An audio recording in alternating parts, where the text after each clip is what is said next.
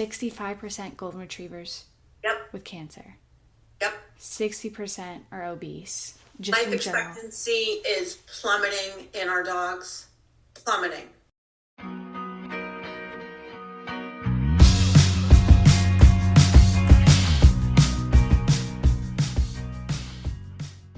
Welcome back, everybody. I am Gabrielle Brown, your host of the Happily Living podcast, as we have Toni Shelaske join us today. The things that we get into are pretty interesting. I'm biased, obviously, but continuing to discuss that we hadn't gotten to on this episode are actually on her channel, Toni Unleashed. And check that out in the upcoming month. Let's get into it. Toni Shelaske is a female founder, former owner of Healthy Pet Products, Pittsburgh's premier natural pet supply retailer. And after successfully growing and selling the business after 16 years, she's now focused on sharing her expertise in entrepreneurship, pet wellness, business growth, and continuing her podcast, Toni Unleashed. Welcome, Toni. We rescued Blue in October, and then we rescued Nala in February, so they're still very new. Getting to talk to you about dietary lifestyles and understanding them on a different level is very helpful.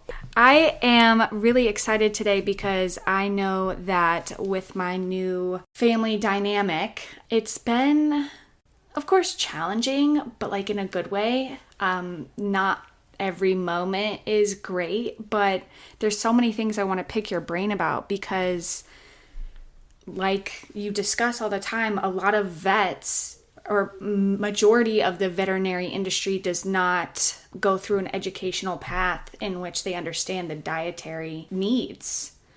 So tell me a little bit about how your life timeline got you to this place. So I've been in the pet space for 25 years.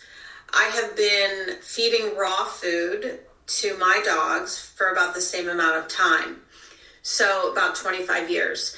And kind of what happened was my first dog, Princess, she lived until she was 18 years old. When she was aging, she started not to be able to hold it all day long when I and my husband at the time were at work. So this was in like the early 90s. This is just when like doggy daycare started to pop up and that sort of thing. So I'm not the type of person to like, hey neighbor, can you come and let my dog out? You know what I mean? Yeah.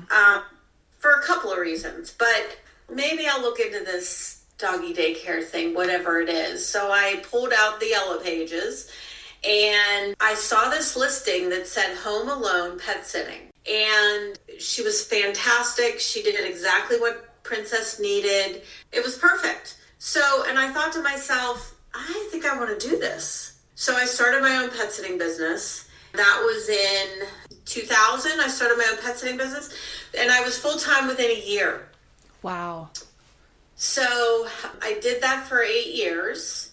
And while I was pet sitting, I had a store close to me called Healthy Pet Products. So Healthy Pet Products was an existing locally owned business, and I used to walk my dog to the store. They already had kind of a natural approach to things. They had like grain-free foods. You couldn't find like sausages and all those kind of garbage treats there. They had really better, everything was better. No corn, no wheat, no soy, nothing made in China, all that kind of stuff. They didn't sell raw food though. So the owners decided that they were going to move. They didn't want to take the business with them. So they decided to sell. So prior to pet sitting, I have an extensive retail management background. I decided to buy the business. So that was in October of 2008. And then I grew that one store, which was tiny. It was only about 1,000 square feet. I opened a second location and a third location and a fourth location. The fourth location's in Florida though.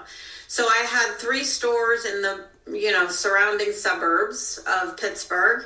And my stores are not like, don't picture like the little cute boutiques. Nothing against these little cute boutiques. I had full-blown retail pet food and supply stores.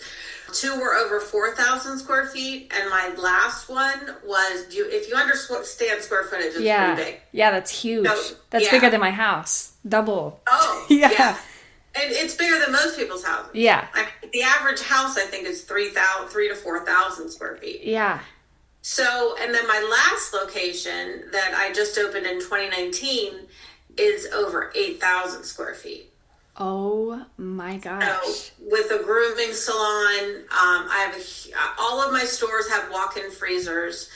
That's amazing. So I have big, high volume stores, 40 plus employees over the year, at a time. Yeah. So I always have to be creating I have a classic, you can relate, I'm sure. I have a classic entrepreneurial brain. Like I always have to be doing something, which is why I kept opening stores and opening stores and opening stores. And I did a couple other things throughout that 16 years. I started the podcast in 2022 because I wanted to reach more people. I knew that I could spread the message of how important it is to feed better pet food to our dogs and cats. I wanted to spread the message as far as I possibly could. Plus, it would feed my need to create something new, right? Right. So the grand plan was I would scale my podcast, Toni Unleashed, get some sponsorship, make some money, and then it would be like my main thing. I would still have healthy pet products, but I'd be able to pull my salary out of healthy pet products and live off of Toni Unleashed. Right. And let my executive management team really take the reins for healthy pet products. But it didn't really work out that way. I can scale my podcast, but it takes time to do that. You know what I mean? Yeah. So, and I kind of burned myself out of retail. Like I really burned myself out of retail. Yeah, because you do it for so long, and I feel like we're very similar in that aspect of like always having something to do or having your hands in 5 different things at one time, just even mentally. Yeah. So getting burnt out is more frequent than we want it to be. Yeah. And the funny thing is my dad used to always say he always had 6 irons in the fire. I am the exact same way. Yeah. And I get it all done, but I'm all over the place. And that's something I'm still working on because I'm told these things will do better if I have more, focus on it. Exactly. And it's hard to not get involved in the other things because it's just all so different, and there's this drive for all different ones, Yeah. So I totally get where you're coming from, and thank you for sharing that, because it's really interesting to see how you can go from one place all the way to where you are now. Yeah. Even in the 90s, I didn't even know that they would even have options, because I feel like for me, at least where I am in Michigan, it wasn't till recently, in 2015 or so, that they started providing more whole food style options for dogs, Yeah. Like when I first started feeding raw food, people would look at me like I had 3 heads. Like, you feed what? You mean you just go to the grocery store and get some ground meat? I'm like, no, that's not how it goes. But I told my parents when I discovered raw food and that I was going to switch my dog to raw food. If my parents were alive today, they'd be 100. So they were born during the Depression. My mom was born in 1926. My dad was born in 1930. When I told them, it didn't faze them one bit. Not one bit. They were like, well, yeah, that's what a dog would eat. Wow. You know what I mean? So it's just the mindset. And our mindset has changed over this past 50, 75 years because of marketing. Yeah. Because of marketing. And that's They're how so good and manipulated we are by marketing. I think the level of convenience has gotten to the point where people, if it's easier, they'll do it. But raw food can be easy. You just thaw and serve. There are formulas ready to go in your independent local pet food store. I found out about raw feeding by divine intervention for sure. So I literally walked into a grooming shop, and as I'm walking in the grooming shop, I witnessed the groomer handing her dog a raw chicken leg. And I said to her, because I'm not very shy, what are you doing? You can't do that. You're going to kill your dog. You can't give your dog raw chicken, let alone a chicken bone. Right. He said, yes, you can. And this is how dogs historically have eaten all of their lives. And a light bulb went on in my head. And we had a conversation, and she told me about a couple of books. She even had them right there. And she said, you need to read these couple of books. And I went straight to the store, because this is, again, back before Audible and Google and all that shit. Right. So I went and read the books. As soon as I read those books, I literally switched my dog, Meg. It was Meg at the time. Overnight, she went from Purina 1 to raw food. Wow. So never got sick. Okay. That was one of my questions. Like, how does the transition work? You know. So easy. Wow. So easy. Now, Gabby, I don't recommend people do it cold turkey like I did it. Right.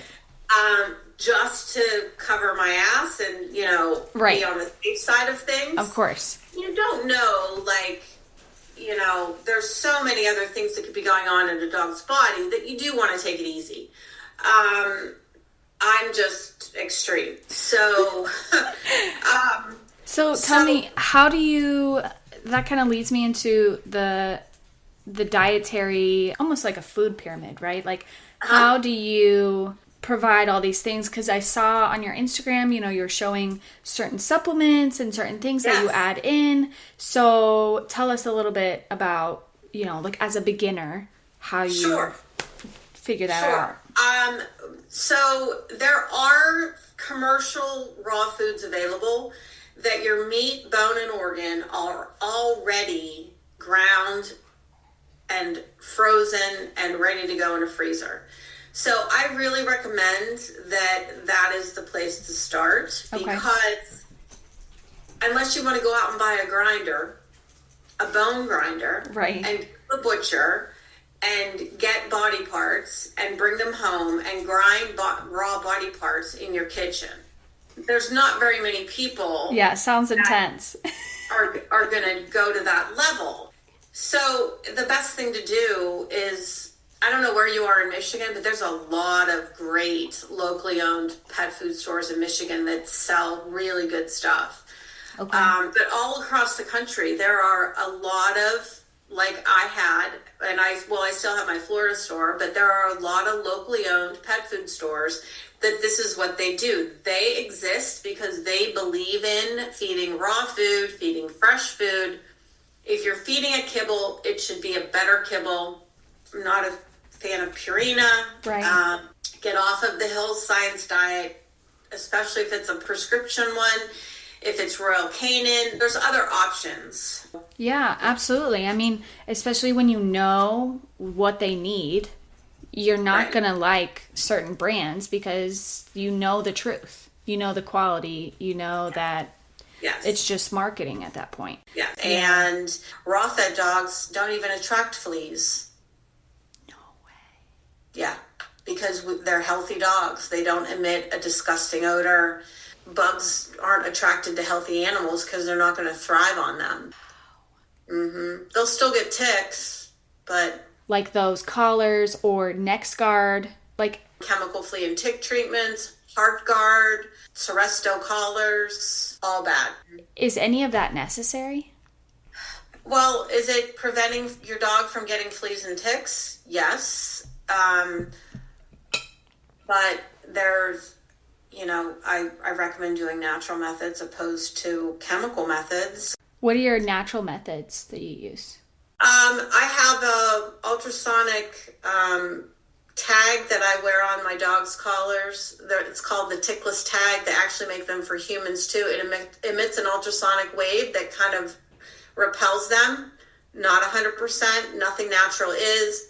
Then I usually recommend feeding an herbal powder that gives them a natural odor that repels, and then a topical spray like a cedar spray or a lemongrass. Like on their food or on their coats? On their coats. The powder you can feed internally, but then you want to spray them on their coats as well.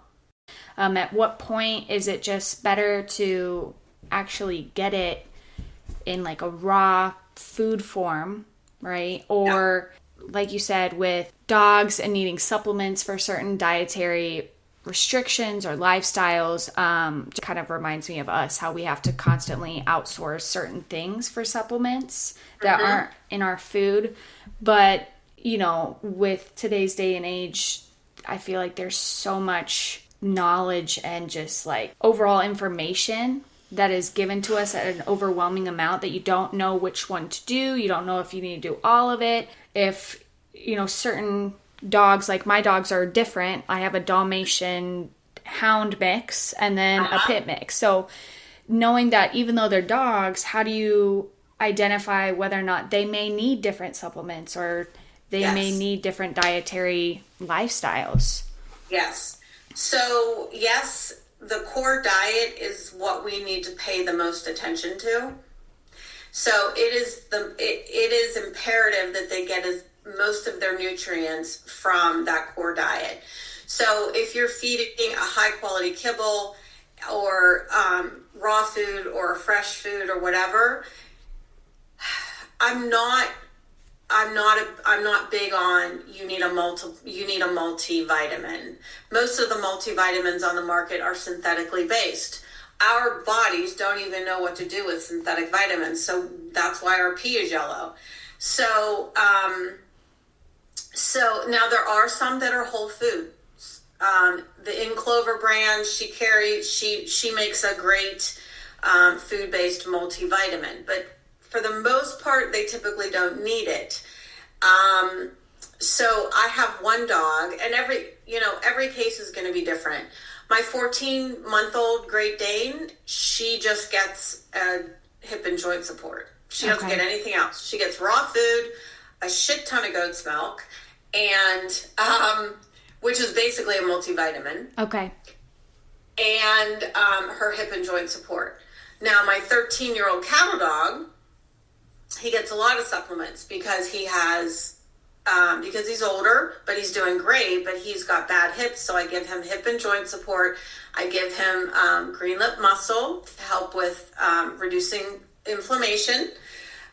He gets a dental powder to help with his teeth. He gets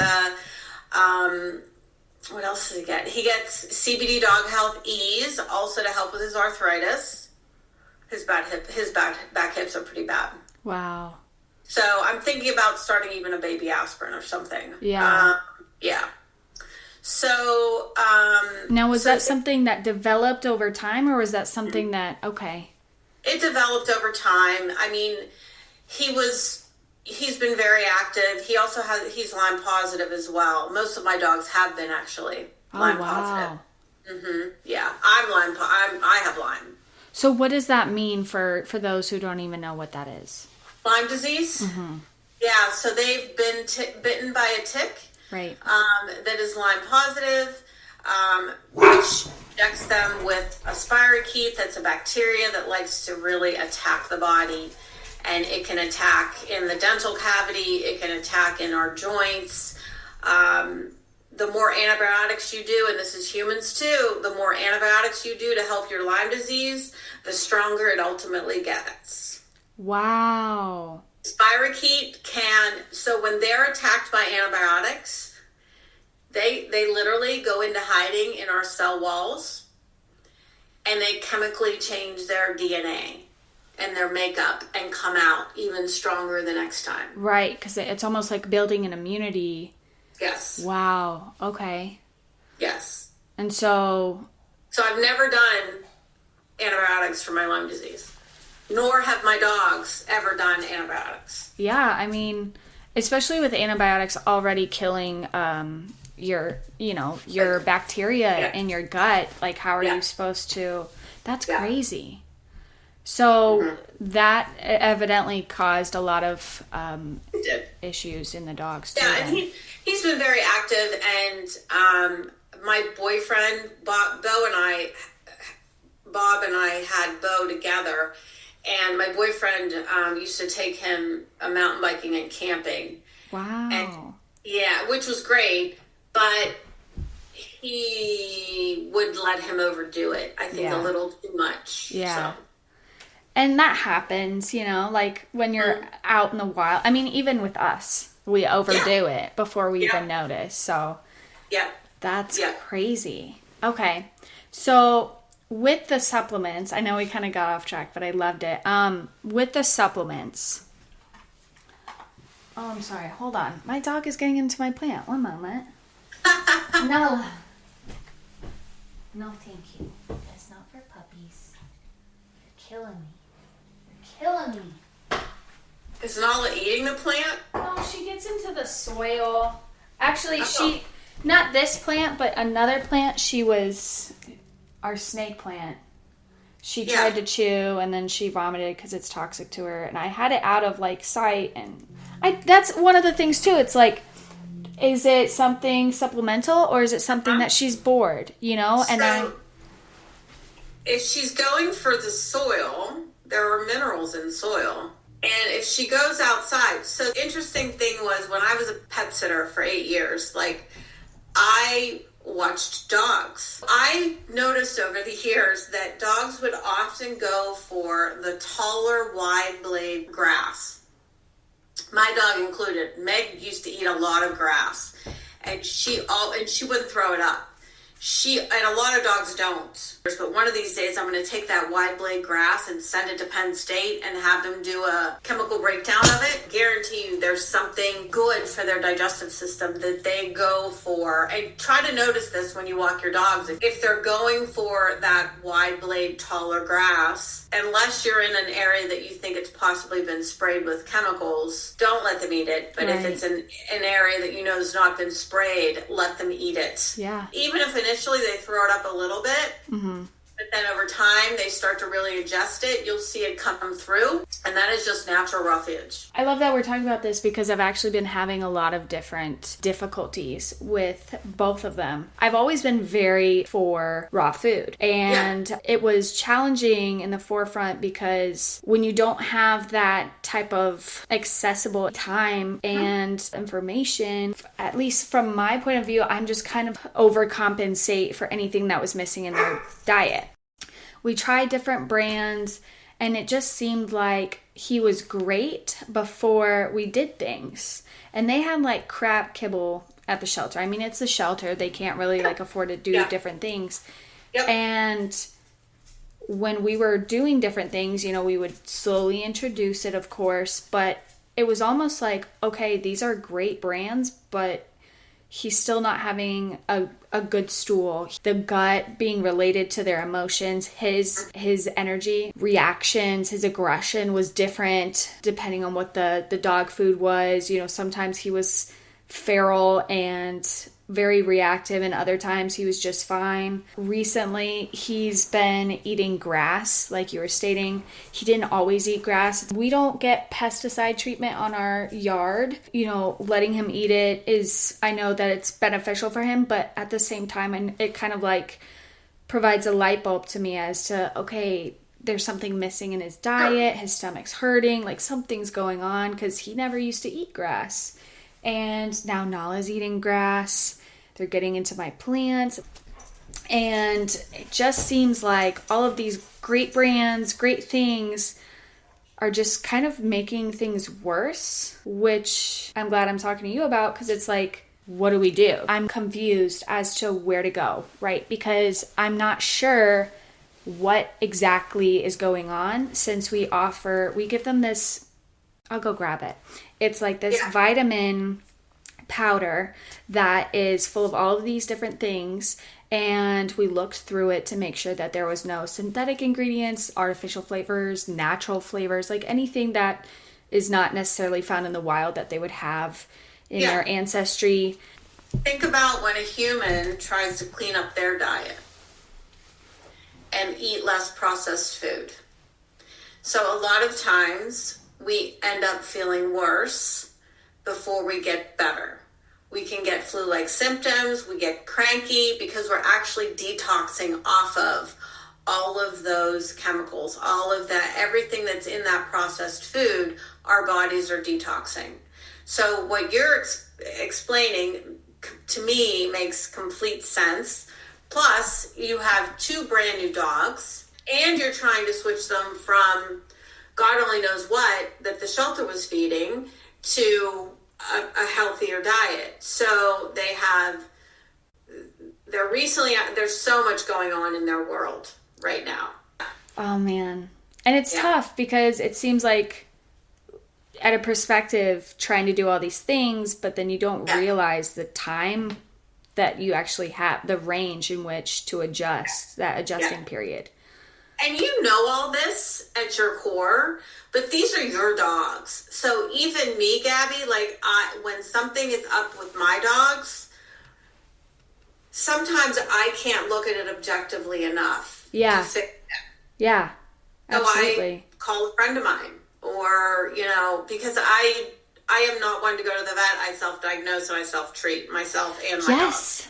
I do the exact same thing. Yeah. Yeah. So I think your dogs probably need some gut support.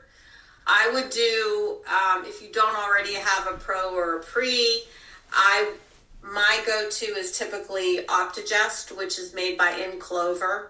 Okay. And that's a powder you would add to the food each meal. It is a prebiotic and digestive enzyme blend. I actually personally take it. The owner is a biologist, started in the human world, and then started her own company. She's been in business like 20 years. All of her products are NASC certified. So that's National Animal Supplement Council certified. So that is like any supplement you're doing should be NASC certified, because that's the guarantee that a third party is testing the product and making sure that it is what it says it is. Just out of curiosity, how do you feel about whether it's commercials or vet checkups when they tell you, oh, this is like veterinary approved? It doesn't mean anything. Doctor recommended, veterinarian recommended. You could get anybody. You could pay any vet to say, yeah, I recommend it. Give me $100. Exactly. With our dietary lifestyle and their dietary lifestyle, we always have this, almost like this feedback of supplements, like having to find all these different supplements for our food all of the time. Mm-hmm. When do you look at that and be like, okay, enough with the supplements, I really only recommend supplements based on an ailment. Okay. Or something going on. Like if there's something digestive going on, I recommend, of course, a pre-digestive enzyme type of product. If there's something skin and coat going on, like hot spots and that sort of thing, I might still even recommend something like a probiotic, because if our skin is breaking down, that's an organ, so that has to be rooted in the immune system in some way, shape, or form. Joints, I usually recommend, depending on activity level, like a 4 or 5 year old dog, start a joint support at that age. Okay. Cats, I think we don't. From an immune support, they need L-lysine. That's great for when they get the snotty noses and the upper respiratory infections. Colloidal silver is great for upper respiratory infections. So, and, cats, that's okay. I can't believe mine haven't started barking. Cats also need joint support. Think about how much they jump on and off of things and that sort of stuff. And most people do not give their cat joint support. But I'm not a big supplement person. And it's hard. It's hard to not lose yourself in supplements and kind of overanalyze the nutrient level for yourself in food or for your dogs or cats. But if you're feeding a raw food and doing goat's milk, occasionally bone broth, there are really no supplements you need. So we have this Fera whole food multivitamin. It's for FERA. Yes. Yeah. So the funny thing was, she scaled her business to sell and get out of Dodge. Read me the ingredients.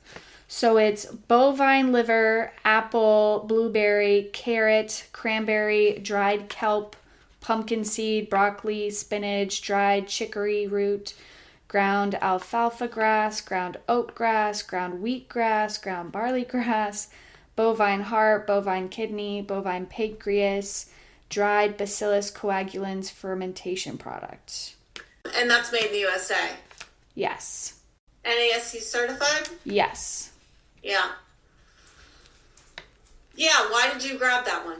Knowing that my dogs need something, right? And trying to figure out what that is, the more we look into dog stuff, is how bombarded we are on Instagram and whatever through the cookies. Yeah. It's almost like we're in this sampling period of, okay, well, this has pretty, like the ingredients are pretty spot on. It's NASC certified. And then the reviews were really great. There was like certain things that it just ticked the boxes for. So we're like, okay, doesn't hurt to try it. We'll see how it goes and go from there.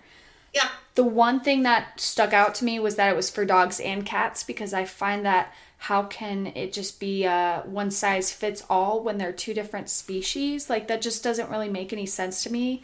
Like cats' digestive systems are very different than dogs. So that was a little bit weird, but also I didn't take into perspective of the detox period. You know, you kind of like forget about that in a sense. I just don't know how I feel about it. I've been very indifferent about everything so far. Yeah. And maybe it's just that human inside of me where it's not an instant gratification. And I do that so much in my life where I don't have instant gratification, but with dogs, and like them being my family and trying to do the best for them with what I have. Yeah. It's almost like I'm looking for that instant gratification. So what are your thoughts on that? Yes, lots of thoughts. So in the past nearly 20 years that I've been counseling people on how to switch to better foods and better supplements and really start listening and observing their dogs and their cats, that is the biggest hiccup, is people are so impatient. And if they try something once and the dog has a negative reaction or cat has a negative reaction, they're not willing to stick with it. Yeah. They want to completely change courses. They're not doing well. And just like humans, some humans can take a long time, up to a year to 2 years, to truly detox and switch off of that highly processed diet to a better diet. So, wow. It can take time. So you've gotta stick with it. I would probably, instead of that product with so many different things in it, if your main issue was you had digestive issues happening with one or both of them, I would just do that one InClover product that I had suggested before. It's just a prebiotic and digestive enzymes. I feel like when you switch from human dietary lifestyles to animal dietary lifestyles, you find yourself a little bit more lenient because you don't know anything about that area. So you're like, oh, they probably know more than I do. I'm just going to go with what they suggest. Yeah. So it's like, that's where that indifference happens. So like I said before, I've always wanted to do the raw food diet. The things that have made me very nervous with that was knowing how if you don't do it properly, you could really mess them up. And all the different things that they tell you about supplements, or do you need grain? Do you not need grain? How much do they eat when it comes to raw food? And do you add to provide all the different things in their food pyramid? It's like, it's almost overwhelming in a way when you want to do better. And I know we briefly touched about it, doing the commercial food. I mean, 25 years ago, I made my own 25 years ago. Yeah. And I was able to get a little bit at a local store. I also had a butcher that had their own grind that I could ship to my house. They're about an hour and a half from here. They're in Ohio. So I did a little bit of that, but I did a lot of my own. And honestly, Gabby, when I was making my own, was I complete and balancing and, oh my God, this, oh my God, that, oh my, I need this, she needs that? No, I wasn't. I literally had, and back up a second, would they ever eat a complete and balanced meal if they're on their own? Do we as humans ever eat a complete and balanced meal? That's really fair. Yeah. Right? Yeah. So they wouldn't, we wouldn't. So that's another way they've kind of gotten us by the balls but you have to feed them a complete balanced meal. No, over time, they will get their complete and their balance. I mean, you do have to be careful if someone is listening that really wants to do this at home. You've got to get a veterinary like a dietitian. I would highly recommend going by a formula. Getting meat to bone ratio is kind of important. Calcium to phosphorus ratio. So you've got to do that. But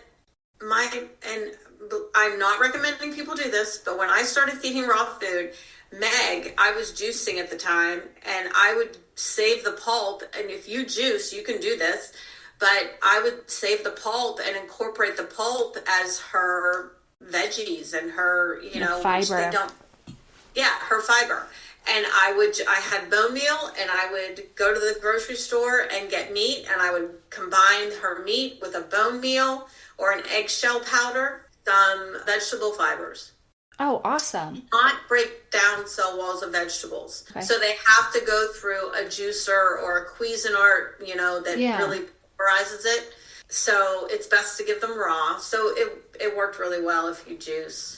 So I know that you're not legally recommending that. No. But that is really cool to see how you can do something for yourself, right? Like if someone's wanting to juice something, want to do something, and then they can also provide to their pets as like a source of fiber that's going to be digestible.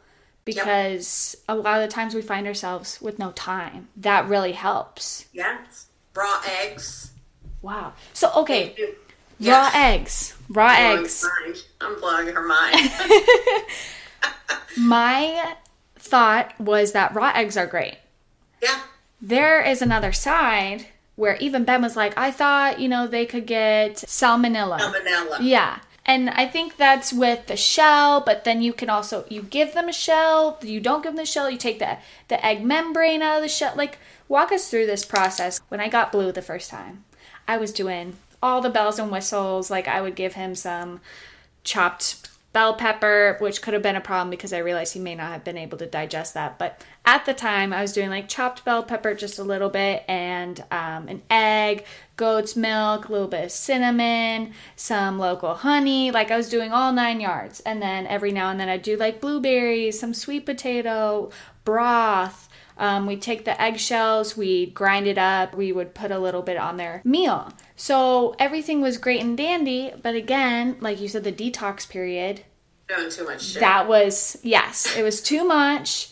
And I was like, oh no, I'm messing everything up. So what's this whole egg deal? Well, it's the whole raw food deal too. Yeah. So, if you go to your vet, a conventional vet, and say, well, I started to feed raw food, they are going to scare you out of it, most of them, because of Salmonella, E. coli, and Listeria. Those are the 3 main foodborne bacterias that can harm humans.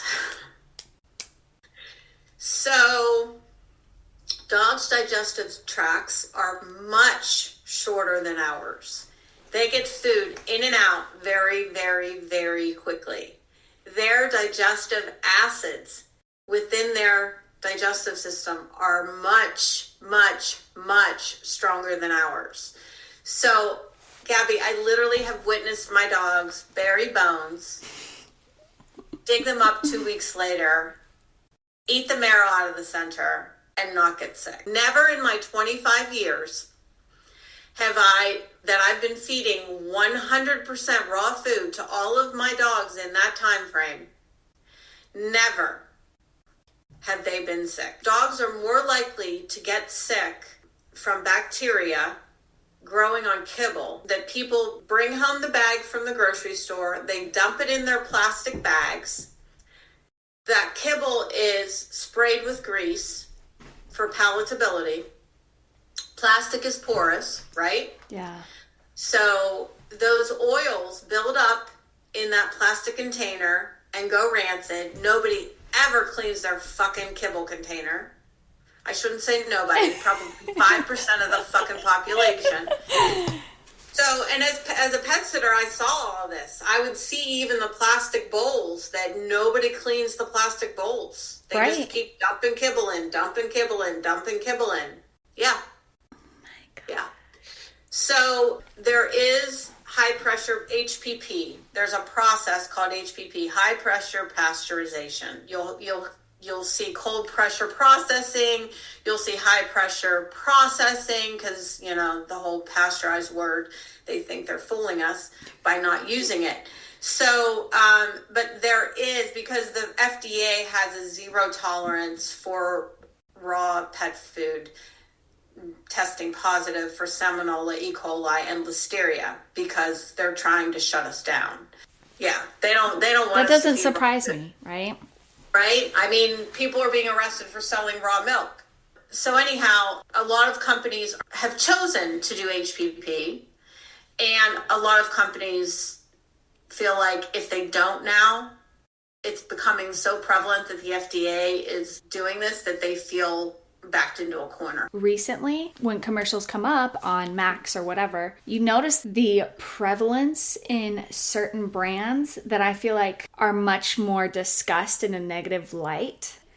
Having so much more commercials and trying to almost mitigate it. Like, I have seen Martha Stewart in 4 different commercials for Miracle Grow and kitty litter and like all this stuff, right? Because she's America's sweetheart and she's, whatever. So like you see all of these things like the Hill Science or Purina or Blue One. I see so many more of those commercials recently, and they're like addressing without addressing it of the things that dogs are lacking, or this is what this has. And I'm like, okay, but you're still garbage. Like, they're fighting harder for market share. Yeah. And they've done it in many different ways, many unethical ways. The DCM issue with grain versus grain-free kibble, that was all propaganda driven. 100%. Because that was my next I can't prove it, but I know it. When would a dog even eat grains? I don't even know. A dog, if you left a dog on its own in the wild, the last place it would go is the rice field.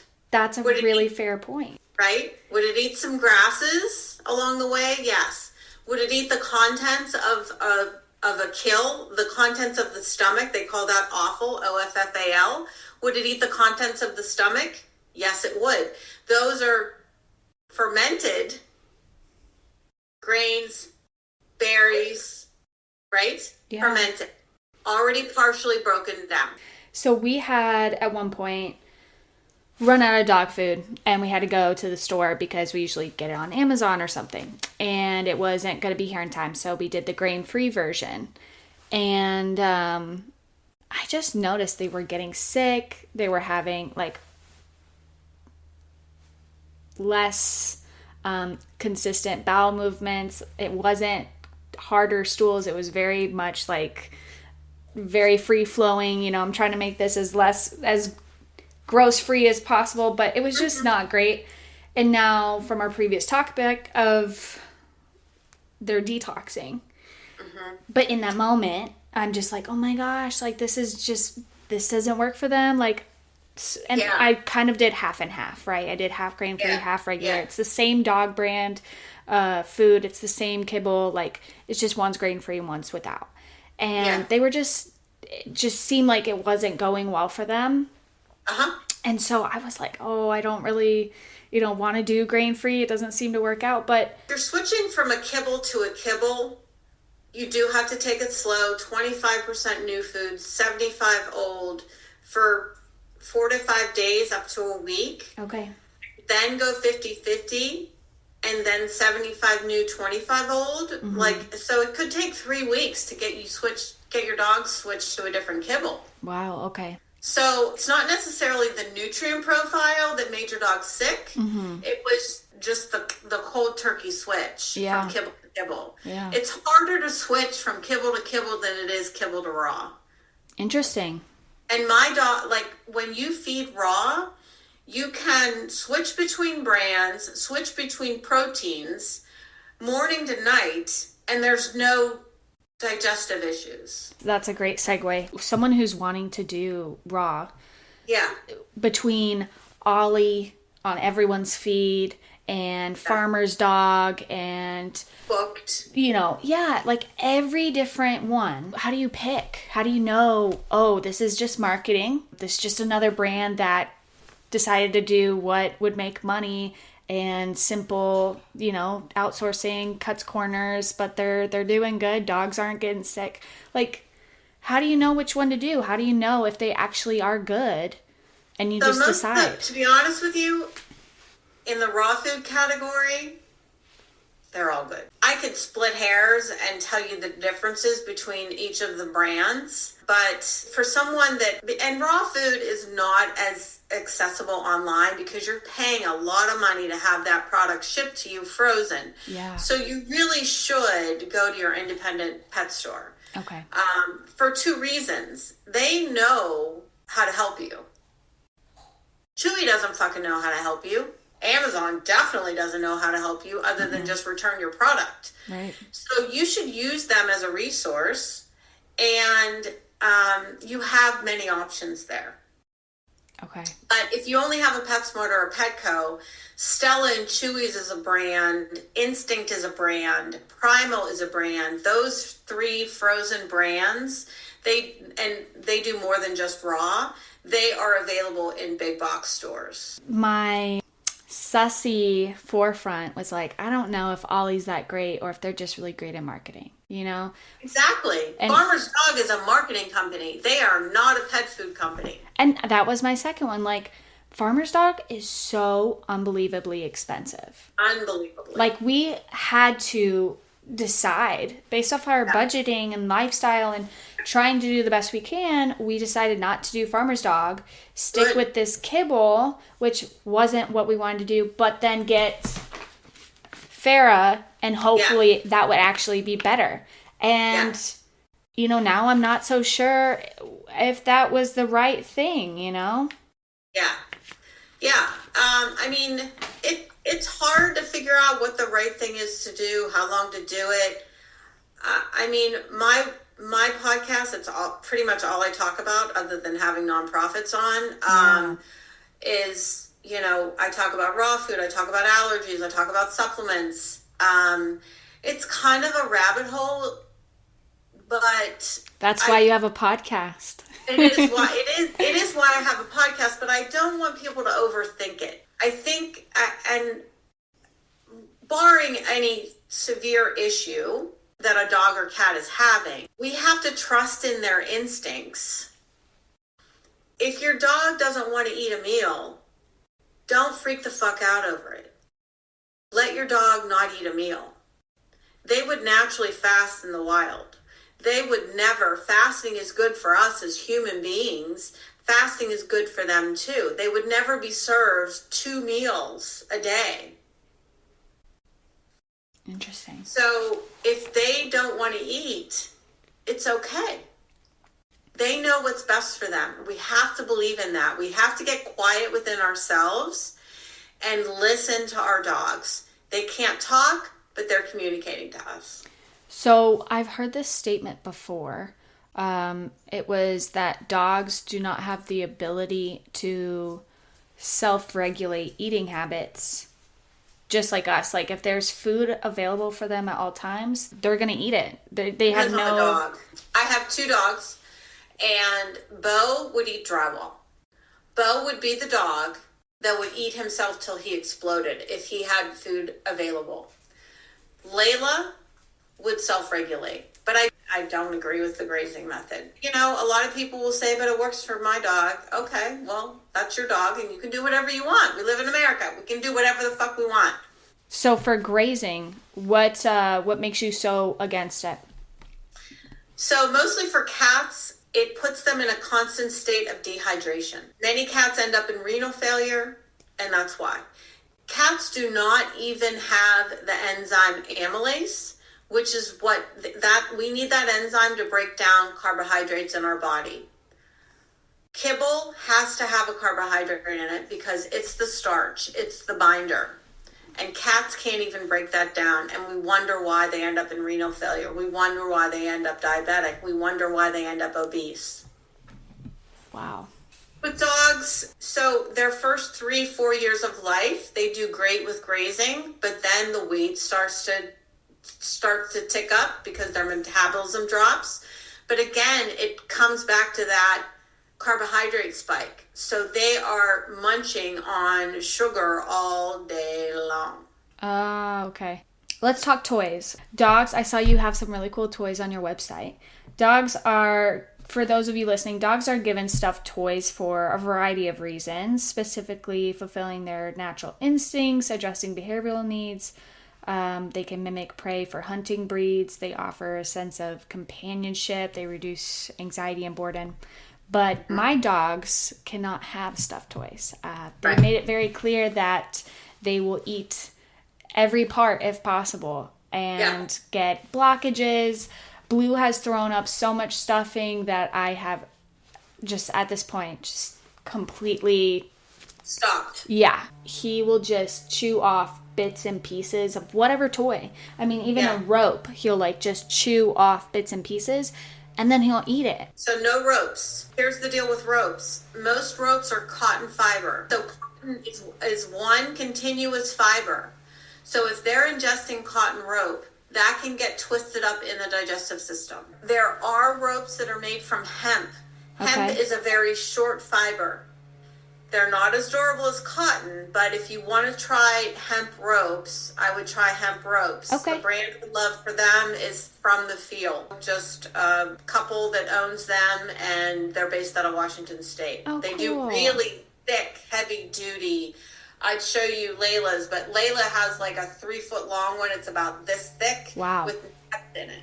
Okay. We give them hooves, elk antlers, we have tendons, coffee wood, and different things. Good. Oh, okay, you like the coffee wood? Yes. Okay, they love it. It's the best investment. While I give them all these bones and chews, Have you done raw femur bones yet?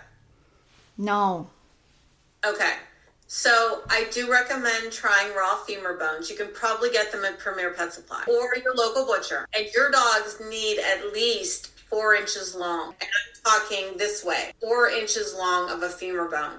Is there a certain point where you have to take it away from them because it gets too small? I mean, yes, but the femur bone is the densest bone in the body. It's the weight-bearing bone. So if you're getting good grass-fed, pastured animals, those bones are going to be so strong your dogs can't crunch through them. Okay. Now you do have pity mixes, so, or at least your one, so their jaws are really strong. But typically what happens is they'll get the meat off the bone on the outside, they eat all the marrow, and then they'll continue to chew on the bone. But they usually cannot wear that bone down to the point that it's too small. After a couple weeks, 2-3 weeks, it starts to get a little brittle. Then you'll want to pitch it. Okay. But the more they can spend time working on things their jaws would naturally work on, over time they will become less destructive with plush toys. Okay. There are also plush toys that don't have stuffing in them and don't have squeakers. Right. So Cycle Dog is a great brand that does not have squeakers. It's woman-owned. They're in Oregon, made in USA. Love them. Westpaw makes some great stuffless. So there are things that you can do. Don't buy Nylabones. We've done those, the stuffless, they had like little donuts and they were stuffless. We've had the leather toys. Yes. I have to hide them. It's like leather, but then in the inside it's felt, and that kind of like concerned me. Like a wool felt. Yeah. He will just chew off bits and pieces of whatever toy. The thing is, like, we can't even give him that leather. I have to take it away. And a trainer would tell you this. Like my dog's toys typically are not down. I keep them in a box, keep them up and away. And then I, once a day or every other day or whatever, bring them down and I let them just dig through the toy and get crazy and, observe them and whatever. But you should only leave their antlers, their bones, their coffee wood Westpaw toys are totally okay to leave down because they have a huge line that are non-plush. Leave that kind of stuff down. I've been wanting to give them a bunch of different things to kind of diversify their enrichment. Love snuffle mats, love games, love the interactive feeders, love all that. Yeah. And with Blue chewing everything, I have a strong inclination that he's going to chew the felt. Well, is he food motivated? Okay, so that's a good thing. Injoya, INJOYA, is a good, or you could just start with making your own if you're not sure. Before you spend money, why don't you just make your own?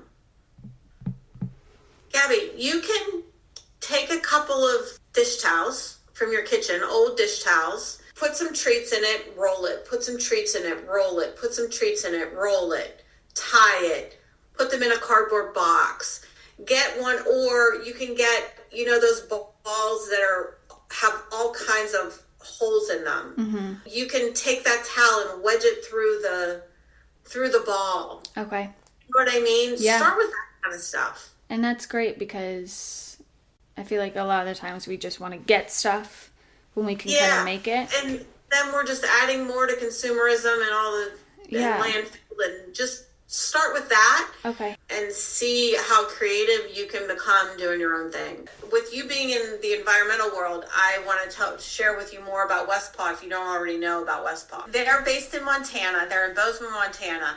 I'm on their retail advisory board, so they make all of their things in-house. So their plastic toys, they're a number 7, which probably means something to you. So for those of you who don't know, plastic number 7 for dog toys can be concerning because this category encompasses a wide range of plastics. And it's specifically because polycarbonate, also known as PC, is known to contain BPA. And BPA is an endocrine disruptor that has been linked to health problems in both humans and animals. And it includes potential risks for cancer and hormone disruption.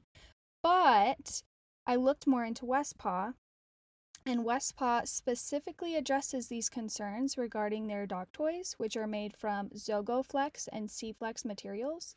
So Zogoflex is a thermoplastic elastomer, which to you guys is just meaning that it's completely non-toxic, BPA-free, phthalate-free, latex-free, and FDA compliant. As of right now, there's no studies that show that it is going to cause any harm. Not saying that couldn't be in the future, but you feel a little bit more at ease knowing that these things are being addressed. C-Flex is a material blend of Zogoflex, recycled ocean-bound plastic, and so they also confirmed that it's safe, non-toxic, latex-free, BPA-free, phthalate-free, and FDA compliant. So while the number 7 plastic category includes materials like polycarbonate, which might pose risks, Westpaw addresses that Zogoflex and C-Flex are specifically designed to be safe for dogs and are free from harmful chemicals like BPA. So just to let you guys know, your girl's checking it out, and it's all clear. But what's so fucking cool about Westpaw is they upcycle all their stuff. So when a dog has truly worn through a toy of theirs, mm-hmm. you can ship it back to them. They sterilize and regrind them and turn them right back into toys. Oh my gosh, that's amazing. Right? Is that right up your alley? It is. So, you would love how sustainable they are. They used to have in-house sewers sew all of their products. And unfortunately, with the change of everything with COVID and all the shit that happened, it's just not affordable for them to do so. So they basically stopped making their plush toys, but they're starting to make them again. But they found a company that they love. They found an ethical company that they're doing good within their own country in Malaysia. Wow. Something so cool. The first time I toured their plant, they have a picking area. So all their toys are set out. So when they get orders, whether it's from a retail store or a consumer, there's people picking from all of these bins, and they're cardboard bins. They go to the grocery store and get used produce boxes that would end up going for recycling that are still, you know how heavy duty recycle, like, have you ever seen, like, they're really nice heavy duty boxes, usually with adults. They use those for their toys for their picking area until they're completely worn out. You know what I mean? Yeah. And then they go for recycling.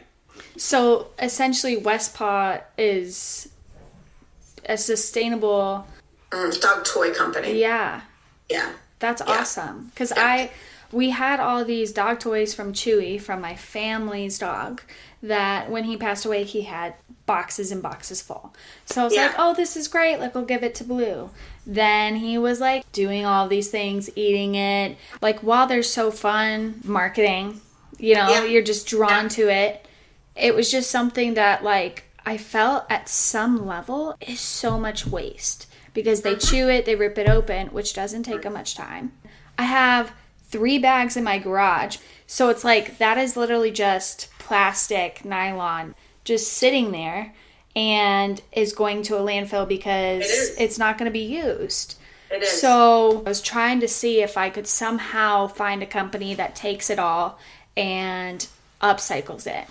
So most toys are made in China. That does not surprise me. Yep. Things that come from China are very high in lead, especially toys, ceramics. So the toy brands that I always have carried and recommend go through human children's lead level testing. Tall Tales, Westpaw, Huggle Hounds, Fluff and Tough, those are put through the same testing that we allow toys for our children, which still have some lead in them for our kids.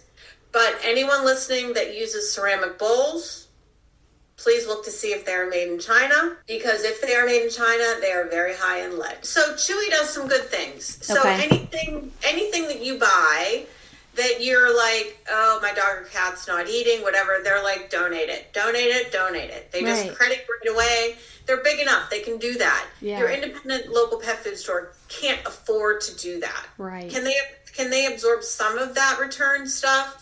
They can, but and Chewy has a lot of good stuff. I just you just don't get that human interaction.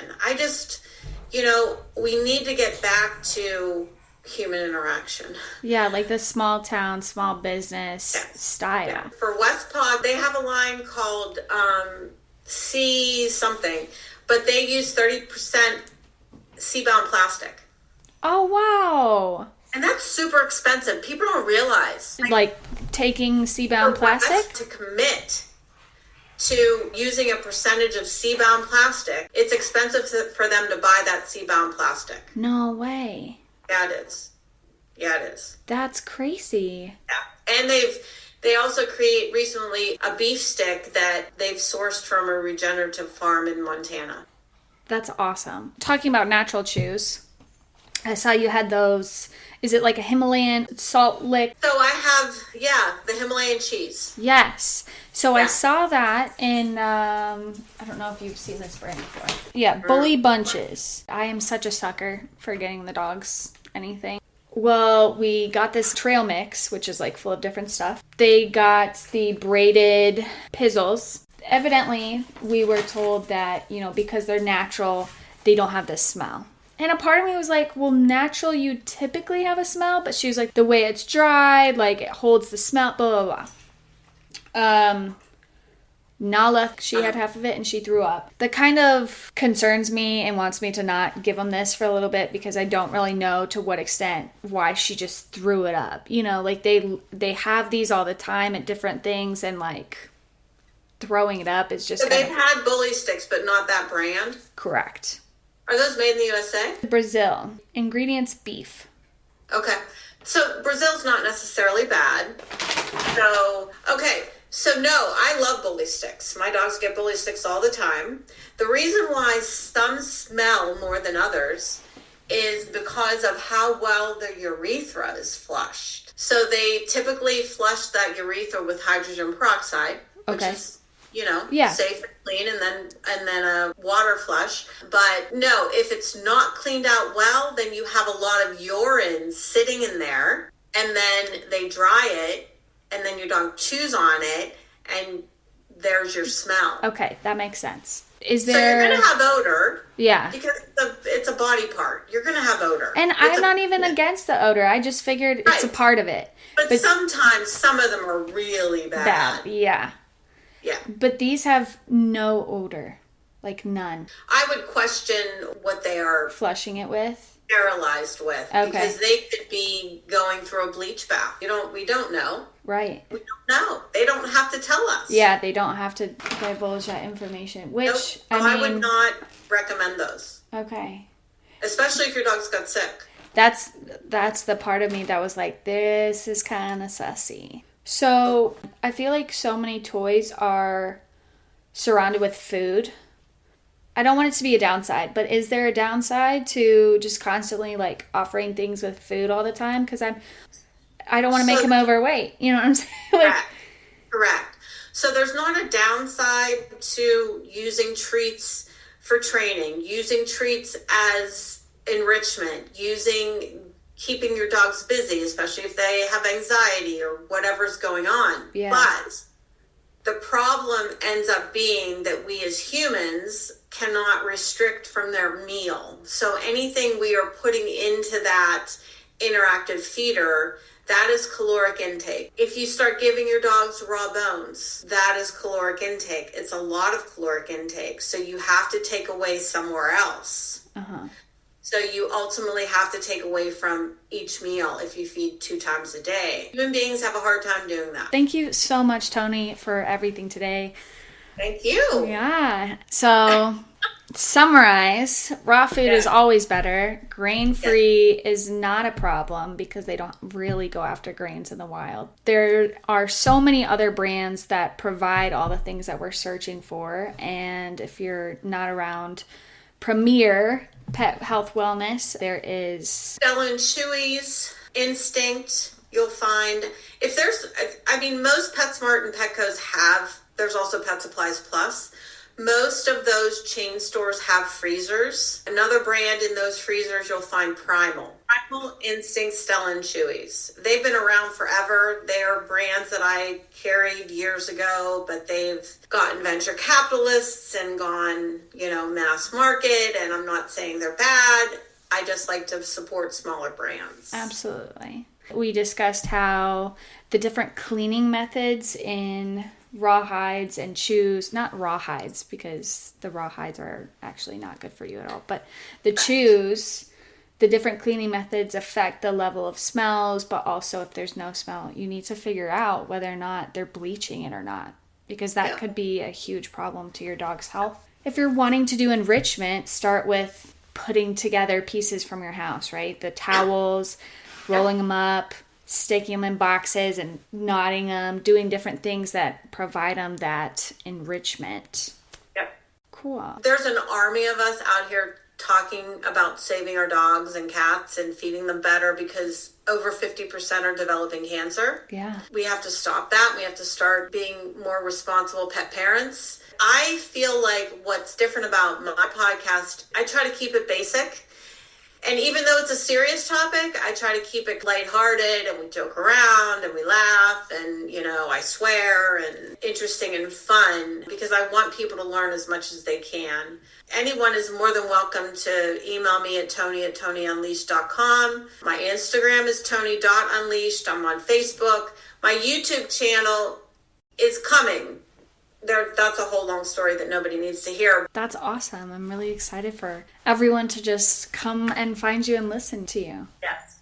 I know that we had gone down many different rabbit holes, but I'm really excited for the changes in my dog's lives and other people's dogs' lives because it doesn't have to be as overcomplicated and difficult to give them something better. If you guys want to go check her out, these will also be available in the caption notes. As always, I'm so grateful to be on this journey with you all. I love seeing your stories as each of you tune into the episodes. Continue to tag us at The Happily Living. Don't forget to leave a review if you haven't already. These are done on Apple. Spotify can do the stars, but a review would be so beneficial. And please share this episode with someone you think it'll resonate with, or any episode for that matter that you think could make an impact on them. let's leave a better trace on this planet. With love,